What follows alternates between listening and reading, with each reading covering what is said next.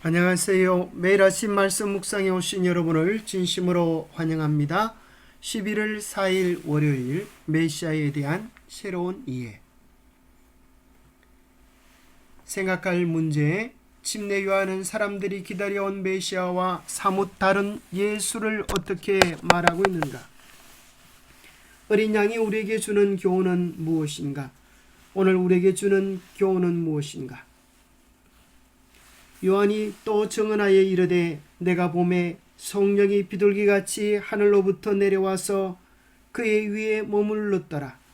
나도 그를 알지 못하였으나 나를 보내어 물로 침례를 베풀라 하신 그이가 나에게 말씀하시되 성령이 내려서 누구 위에든지 머무르는 것을 보거든 그가 곧 성령으로 침례를 베푸는 이인 줄 알라 하셨기에 내가 보고 그가 하나님의 아들이심을 증언하였노라 하니라.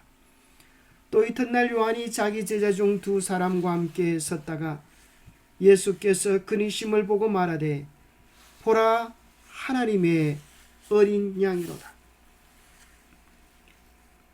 침례 요한은 유대인들이 기다렸던 예수님과는 사뭇 다른 예수를 소개해주고 있습니다.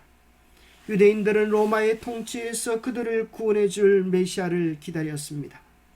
오랫동안 억압을 받아온 유대인들은 메시아가 로마를 무너뜨릴 뿐 아니라 그들을 위대하고 강력한 나라로 재건해 줄 정복자 메시아를 기다리고 있었습니다. 그런데 침례 요한은 예수를 가리켜 예수의 속죄 희생을 직접적으로 가리켜 그분을 하나님의 어린 양이라고 불렀지만 대다수의 사람들은 그 말을 잘못 이해했을 것입니다. 어쩌면 요한이 무슨 말을 하는지 전혀 몰랐을 수도 있습니다. 그러므로 사도 요한은 복음서를 통해 메시아에 대한 그들의 이해를 바꾸어 그들이 예수님 안에서 이루어진 오실 왕과 그 왕이 하실 일에 관한 예언의 성취를 알게 되기를 원했습니다. 그분은 정치적 군사적 지도자로 오시는 것이 아니라 세상의 죄를 위한 희생제물로 자신을 드리러 오신 것입니다. 그것이 그분이 하실 일이었고 그 일이 마치고 모든 것이 끝난 후에야 비로소 하나님의 나라가 임할 것입니다. 어린 양이라고 하는 그 사건이 그 정의가 우리에게 주는 기별은 무엇입니까? 그 말씀의 깊은 의미를 알려면 우리는 에덴 동산으로 가야 합니다. 창세기 2장 17절에 선악을 알게 하는 나무의 열매는 먹지 말라 내가 먹는 날에는 반드시 죽으리라 하나님 선고하셨는데 선악을 알게 하는 나무의 실과를 먹은 아담과 하와의 운명은 어찌 되어야 할까요? 창세기 3장 21절에 보면 죽어 마땅한 인간을 위하여 하나님께서 아담과 그 아내를 위하여 가죽옷을 지어 입히셨다고 기록합니다. 인간이 하나님 앞에 부끄러워 설 수 없을 때 스스로의 공로와 노력의 열매로 무화과나무 잎사귀 옷을 입었지만 그것은 자신들의 수치를 온전히 가려줄 수 있는 옷이 아닙니다. 주님은 그들을 위하여 한 양을 준비하시고 그 양의 가죽 옷을 벗겨서 그들의 옷을 지어 주었습니다. 바로 그 가죽 옷은 오늘 요한이 선포하는 보라 세상 죄를 지고 가는 하나님의 어린 양 예수 그리스도를 가리키는 것입니다. 하나님께서 당신의 나라의 백성들을 드리려고 하면 누구든지 원하는 이들 다 천국에 드리면 될 것 아닙니까? 왜 어린 양이 필요합니까? 왜 속죄가 필요합니까? 그것은 우리에게 중대한 기별을 시사해 주고 있는 것입니다. 어린 양, 그것은 반드시 죄값이 치루어져야 하고 죄의 정결함을 입어야만이 죄 없는 천국의 주인공이 될 수 있다고 하는 사실을 이야기해 주는 것입니다. 많은 사람들은 자기들의 이기심을 가진 채, 교만한 마음을 가진 채, 욕망을 가진 채 하늘나라 백성이 되기를 원합니다. 그러나 주님은 산상보훈을 통하여 명백히 이야기하셨습니다. 천국의 헌장이라고 알려진 산상보훈, 그것은 온 인류를 위하여, 천국에 들어가기 원하는 모든 사람을 향하여 이러한 자가 진정 천국의 백성이 될 수 있다라고 선포해 주고 계시는 것입니다. 하나님께서 천국에 들어갈 사람들이 모자라서 사람들을 모으는 것이 아닙니다. 진실된 하나님의 백성들을 초청하는 것입니다.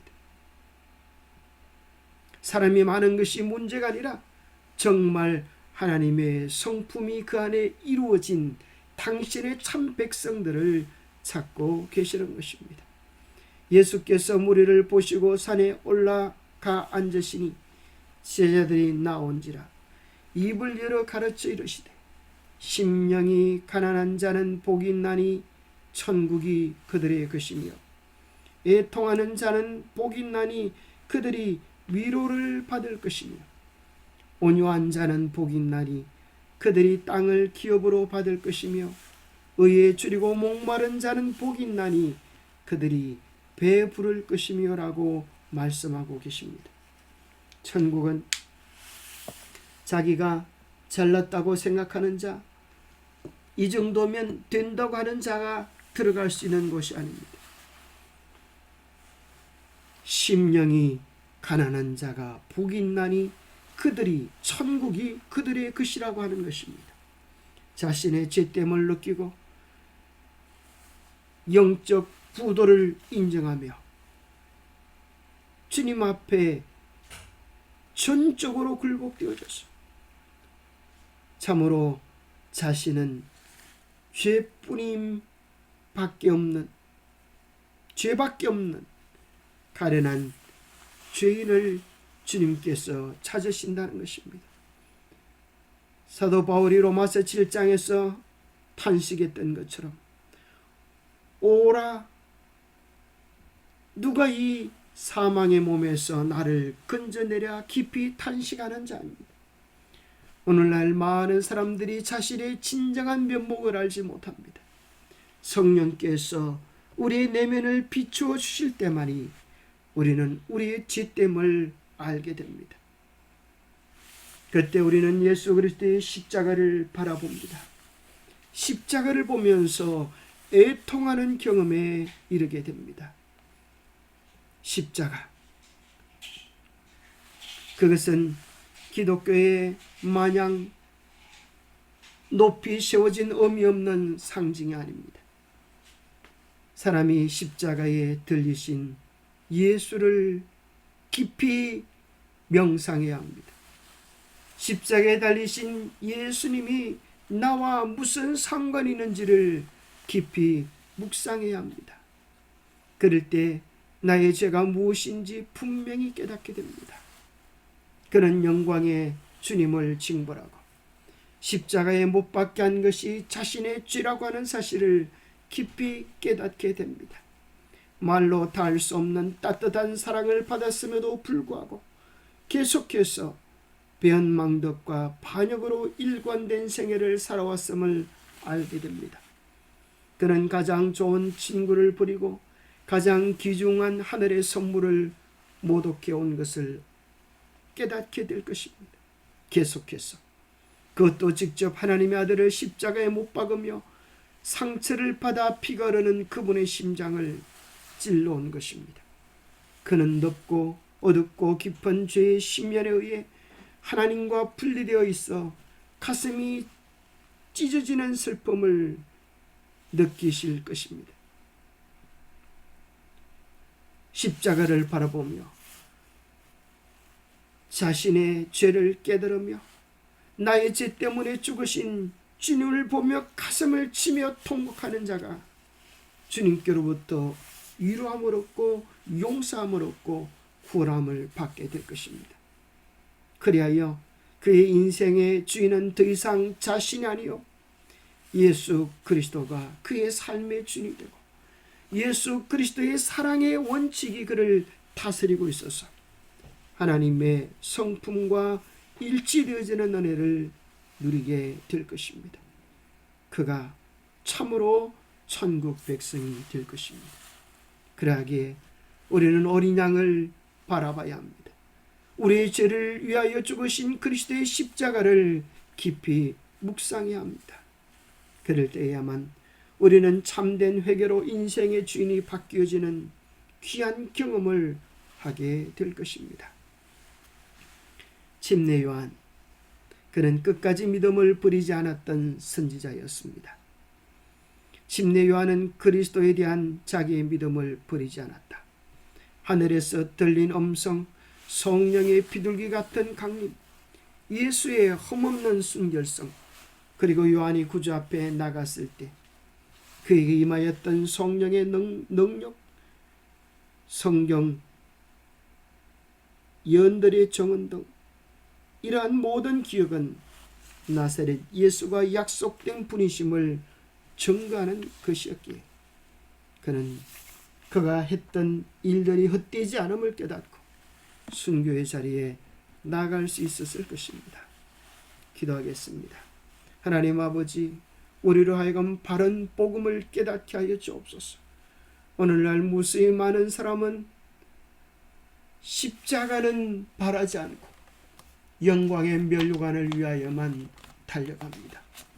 우리로 하여금 먼저 십자가에 자아가 달리는 경험을 하게 도와주옵소서. 주님께서 우리를 위하여 어떠한 사랑, 어떠한 희생, 어떠한 아픔, 어떠한 저주를 당하셨는지를 깊이 깨닫게 하셔서 우리의 죄를 미워하며 우리의 이기심을 미워하며 우리의 욕망을 십자가에 못 박아 십자가 속에서 하나님의 자녀로 온전히 다시 거듭나는 어린 양의 기별을 경험하게 도와주옵소서. 참으로 우리 안에 주님이 원하시는 거룩한 뜻이, 거룩한 나라가, 말씀의 나라가, 하나님의 계명의 나라가, 사랑의 나라가 온전히 세워지도록 축복하여 주시옵기를 우리 주 예수 그리스도 이름 의지하여 간절히 간구하옵나이다. 침례 요한이 제시했던 보라 세상 죄를 지고 가는 어린 양을 깊이 묵상하고 바라보는 오늘 이 하루가 되기를 축복합니다. 감사합니다.